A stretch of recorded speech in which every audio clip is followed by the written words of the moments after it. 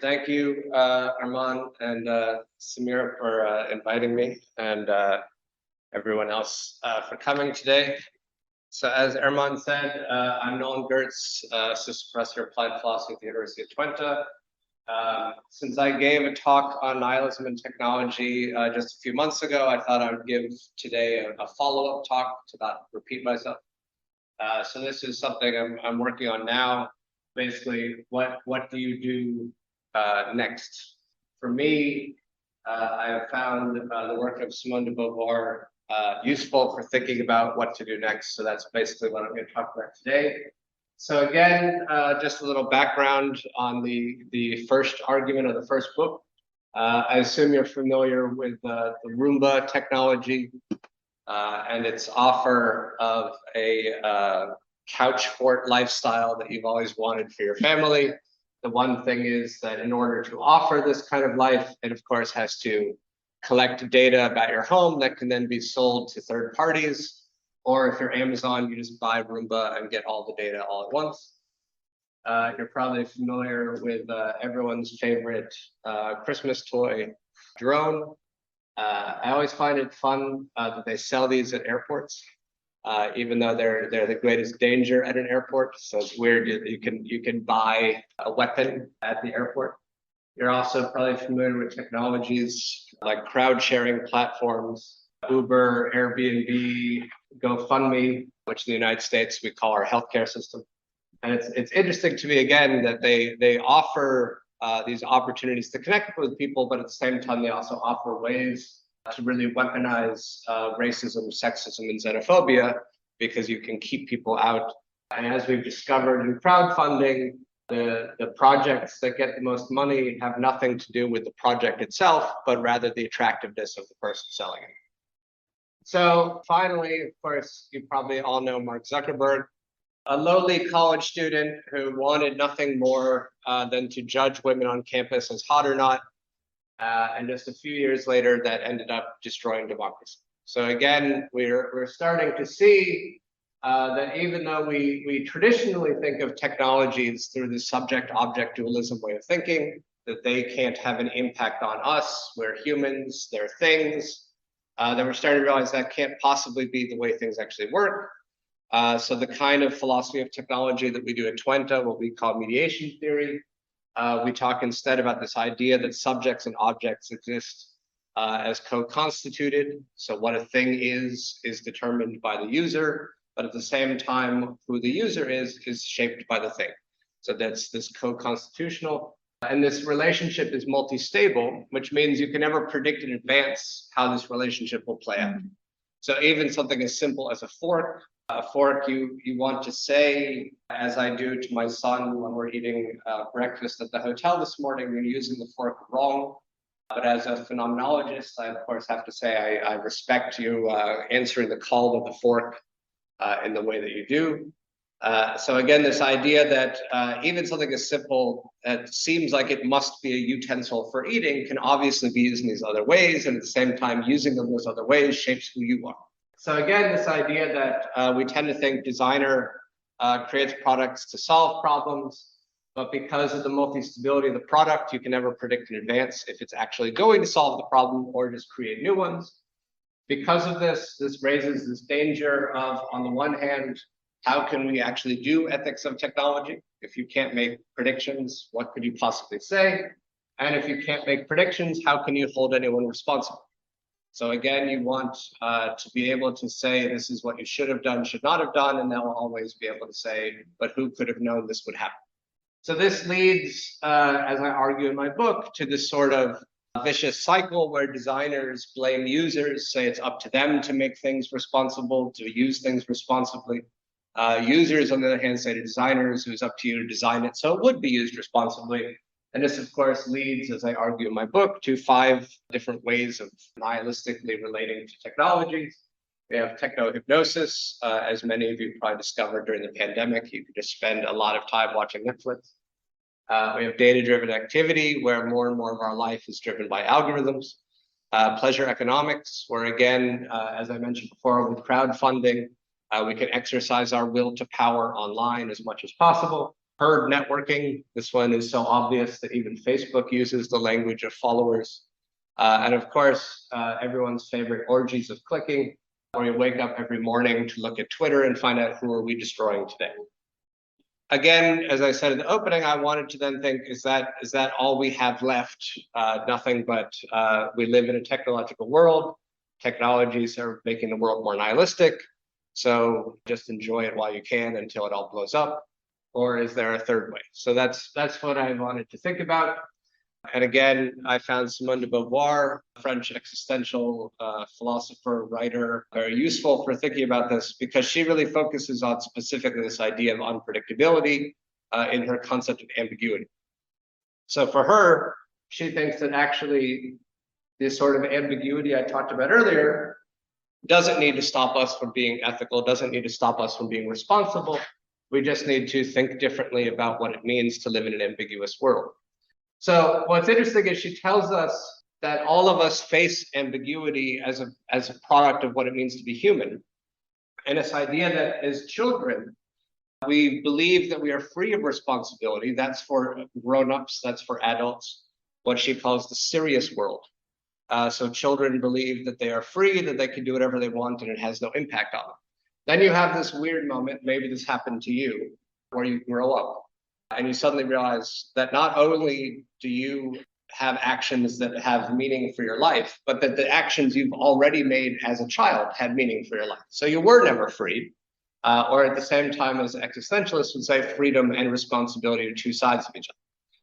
So according to Simone de Beauvoir, there are basically 7 different personality types in how we respond to this moment of ambiguity. So again, I'll just work through these quickly. So the subhuman, fear freedom, you don't care about anything, but you don't want people to know that. So you try to hide your indifference by basically yelling, shouting, fighting anyone who dares to accuse you of apathy. And of course, we have some good examples of this recently. The serious person, this is someone who replaces freedom with rule following. They hold up usefulness as the most important value in life, and they fanatically pursue projects because they believe that in the completion of a project, they'll find meaning. And for de Beauvoir, this is basically what it means to be an engineer. You just only care about A, B, C, D, completing projects, completing projects, completing projects. The nihilist comes out of the serious person. So basically this discovery, and again, maybe this has happened to you, that your project did not culminate in meaning, but actually a feeling of emptiness and next project.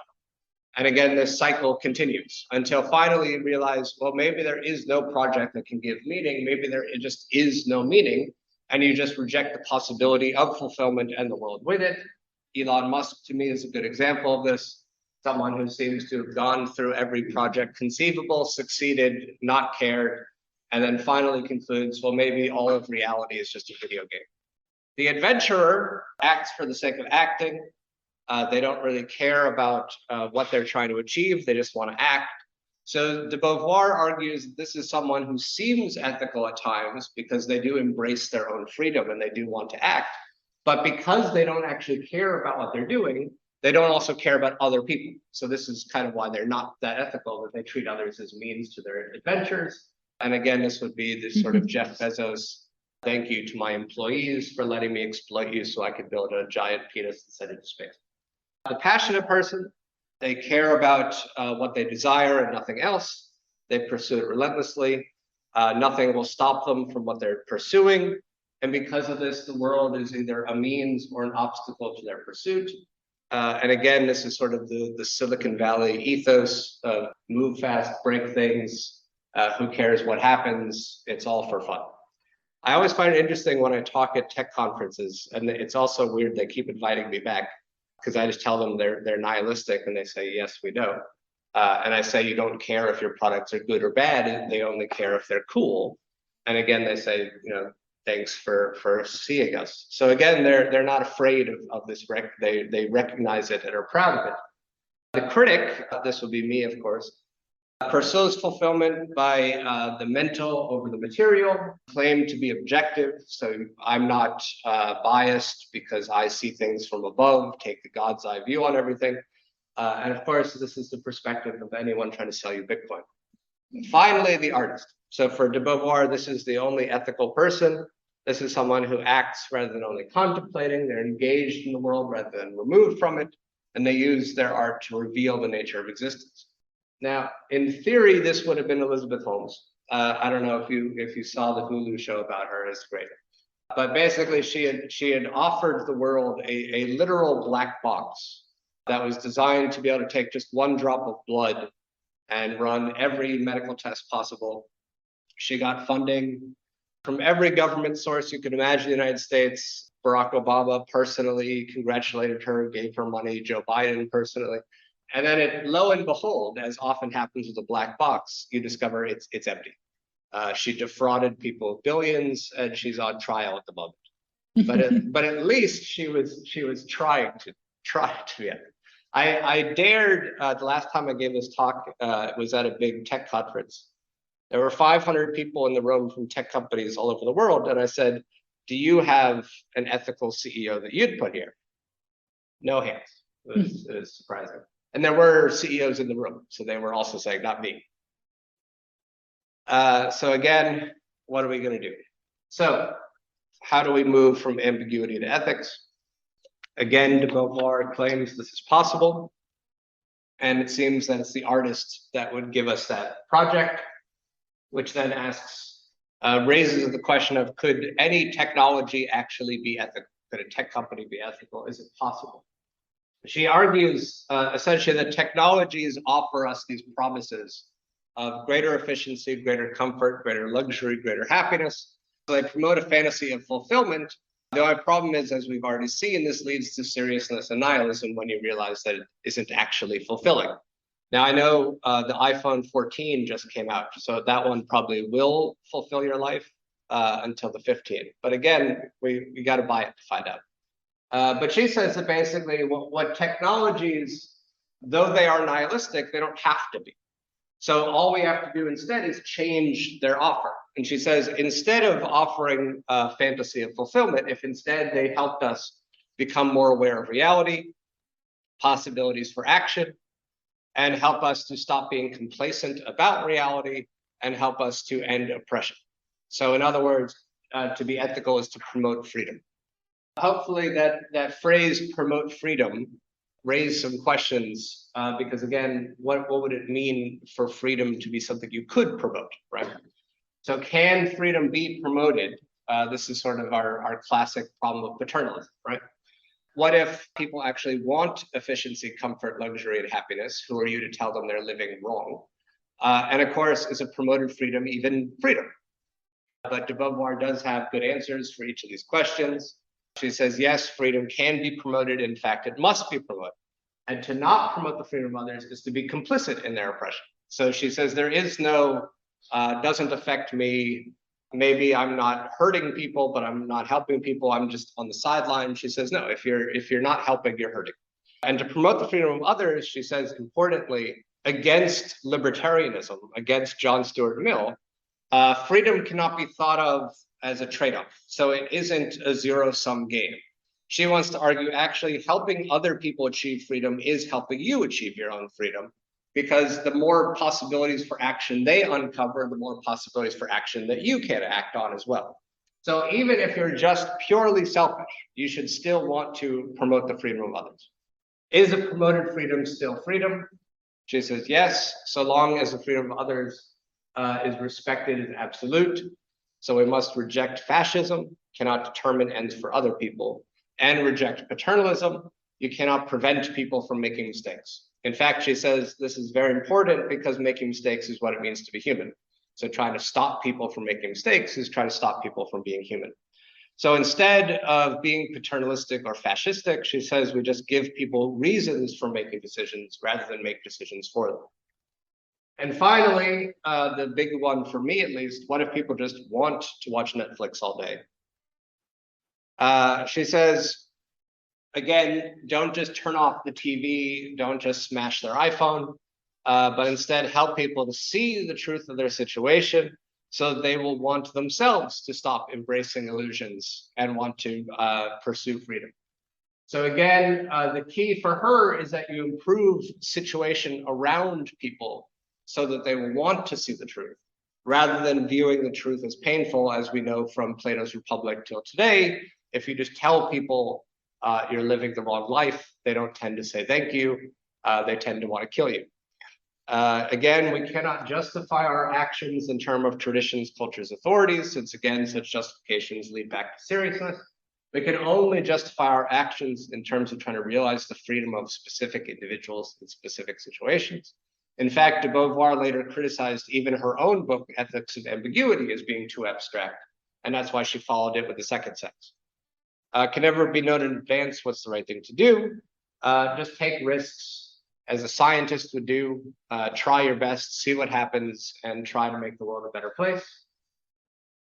So again, as I argued, we seem to be led to nihilism thanks to technologies.